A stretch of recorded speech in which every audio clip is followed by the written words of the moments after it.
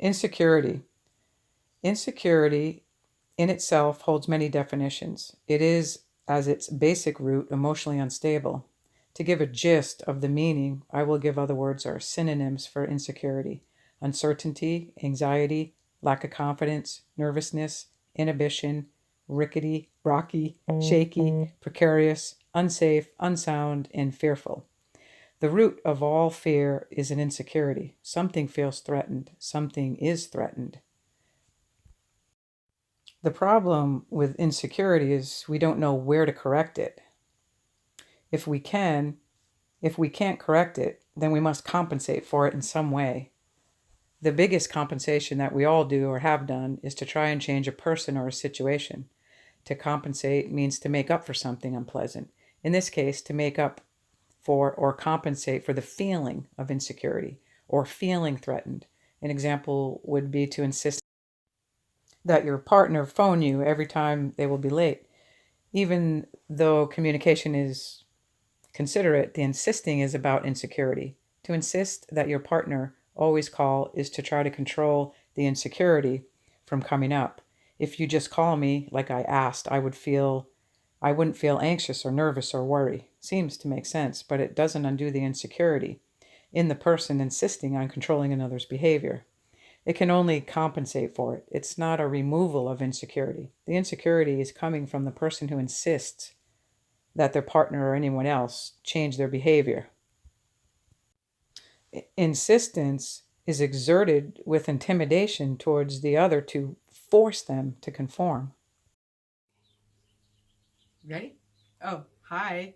Well, we decided to have a little FaceTime with this huge topic called insecurity.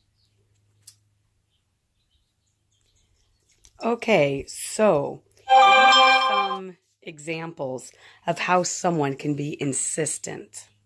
Okay, why don't you come with me? We'll go check the hot tub while I'm talking to you.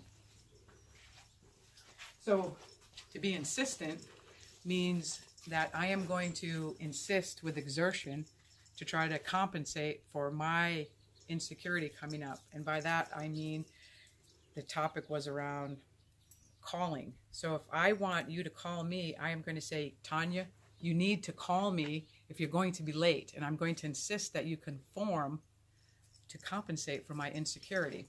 So I am going to try to get you to call me by intimidating you.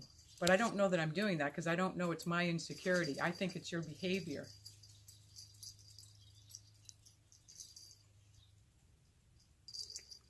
All right, but it sounds logical.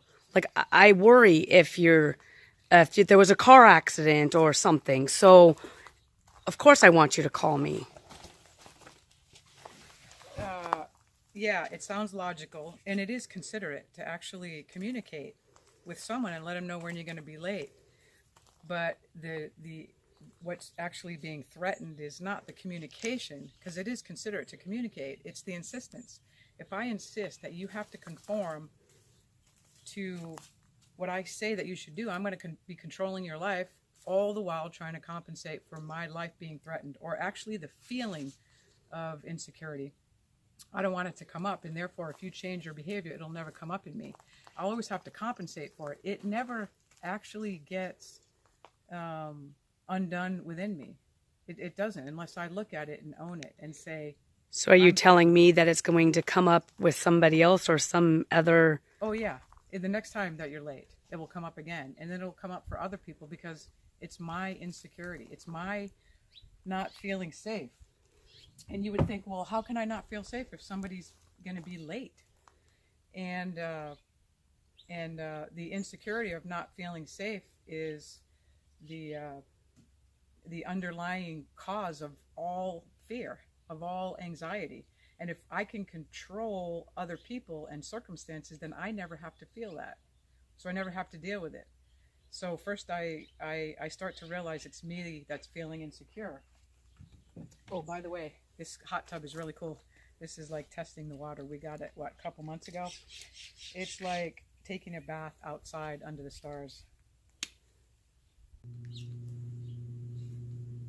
So first, just let me just say, we tested the hot tub, and it's looking pretty good. Had to add a little chlorine, but okay. So we're back. So, how do you get out of it then? How do you get out of feeling insecure? Yes. Well, it can take a whole entire lifetime just to know that it's me that's feeling insecure, or you, because we believe in this backwards world that it comes from outside of ourselves. That's what we actually believe, that you caused my insecurity or my feeling bad or my feeling anxious. And the only way that it can be corrected is if you change your behavior. That's the backwards part of the world we live in. But it doesn't work that way. Even if you change your behavior, I still have the insecurity. So to realize that the insecurity is in me, as it is in everyone, is like 3/4 of the battle. To realize that, okay, I have insecurity. I feel anxious. I am feeling not safe. I am feeling like something's threatened. And we are afraid of that feeling. We don't like that feeling. It's a horrible feeling to feel insecure. It is a horrible feeling. Yeah, it's a horrible feeling. So knowing where to correct it is 3/4 of the battle. So, okay, so it's in me. And then how can I correct that? First, I have to own it. But it's going to be, by owning it, I mean, I have to say... So I say, okay, I'm insecure.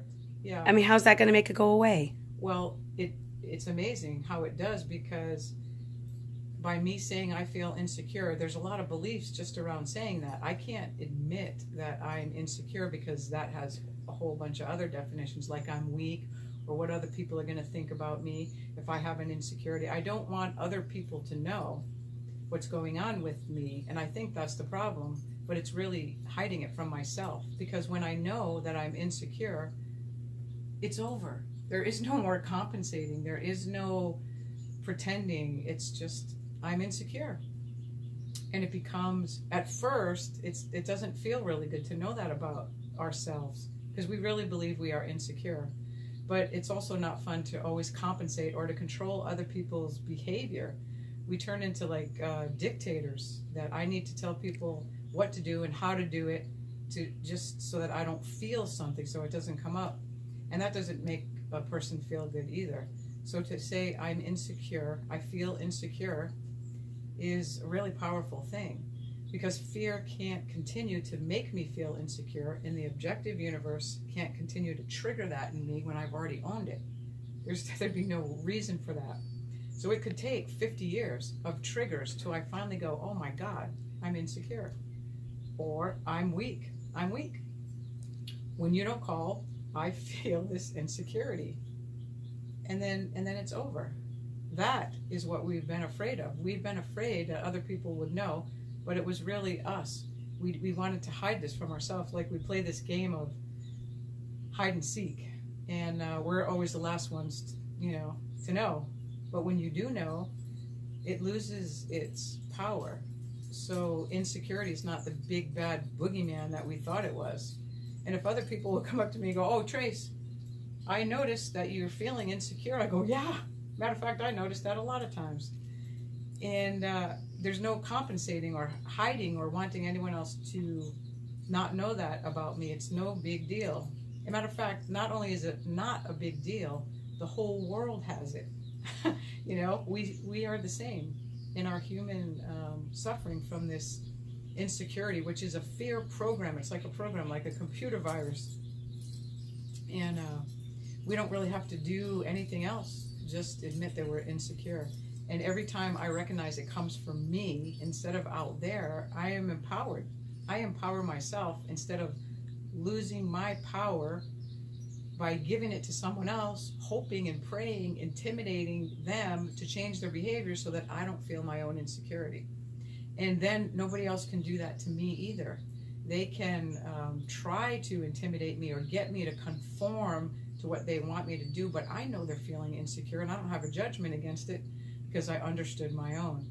So there's nothing but compassion, and I just smile, not smiling or laughing at anybody's suffering, absolutely not, because I understand what it's like, because we have the same insecurity. We have the same beliefs. We all have the same beliefs. That's what we share in common.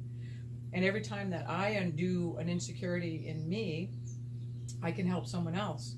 because they're able to bring it up, to bring it out without having to hide it or constantly compensate for it, or lose our freedom by having to conform to what someone else was intimidating us, so that we aren't choosing what we want to do. We now have to do what somebody else wants us to do. To find your win-win. A win-win is I hear what somebody else would say. Let's say I'm asked to call before I come home, and I say, okay, I will call before I come home, because I believe that communicating is considerate. And if somebody insists, or you insisted, or anybody insists that I call, I just stick to my story and I say, when the time is right for me, I'll call when it's appropriate for me, not under those conditions that would make me conform to someone else's belief. And I also understand. So if I were to come through the door and get, why didn't you call me? Why didn't you call me? It was because it wasn't appropriate for me to call. I didn't have the right timing to call. And that's my truth, and I just stick to it without defending, rationalizing, explaining. And so it's a win, and it's an opportunity for the other person to see their insecurity, because there's no judgment coming from me. So when you undo your own insecurity, you don't judge another person, you completely understand it. And it really helps in relationships. Not just the lover relationship or your partner, but all relationships. When your mom or your dad or your kids insist that you should do or be something for them, you're able to just be yourself and love them anyway, even in their insecurity.